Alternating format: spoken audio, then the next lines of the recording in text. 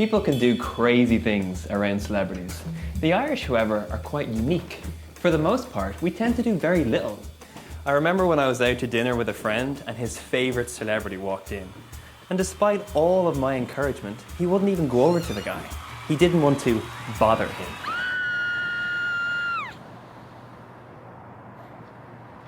Jesus became something of a first-century celebrity.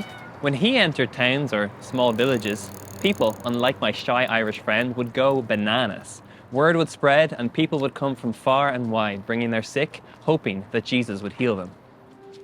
In Mark's Gospel, we hear of a woman who acted very differently from the rest of the crowd.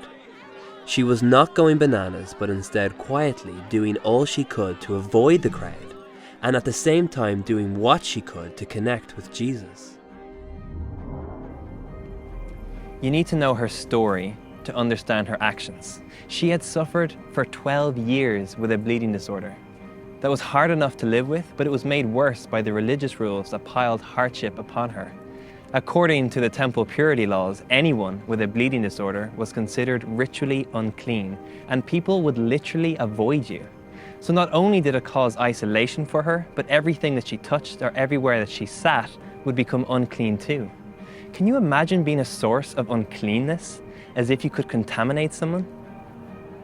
Life-giving actions that we take for granted, like a pat on the back, a hug, or a kiss, are now a crime that leads to isolation and disconnection from others. For this lady, it is extremely unfair. In her pursuit of healing, though, she's willing to take the risk. She would have heard the rumors that Jesus is coming because everybody would have been talking about it. People say you can heal the blind, make the deaf hear, make the lame walk. She would have known that these stories sounded like the Messiah.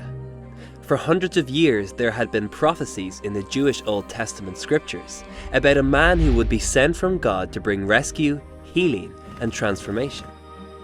So as everyone else is trying to get his attention, no one notices her as she sneaks closer and closer until she can reach out and grab the corner of his clothing.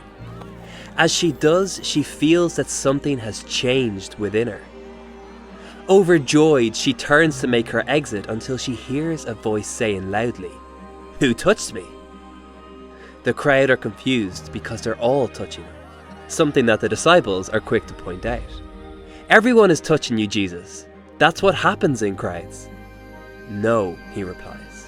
"Someone touched me. I felt power go out from me." Jesus sensed her desperation in a way that the disciples never could. As the Gospel writer Mark puts it, seeing that she could not go unnoticed, she fell before his feet and told him the whole truth. I can just imagine how long it would have been since she was noticed, since she was truly seen by those around her. Her condition didn't just mean that she was viewed as dirty, it meant that she was ignored. This is the beauty of Jesus. It's not enough that her bleeding disorder is healed. He wants her to be known again.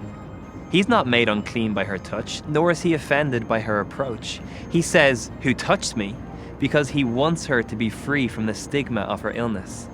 And he invites her to tell her story in front of the watching crowd, because right there and then her reintegration into the community is happening. He didn't just stop the bleeding, he stopped the isolation and he stopped the exclusion. This encounter tells me that with Jesus, I'm not just another number. I'm not an item to be crossed off a to-do list. I'm not another nameless face in a crowd.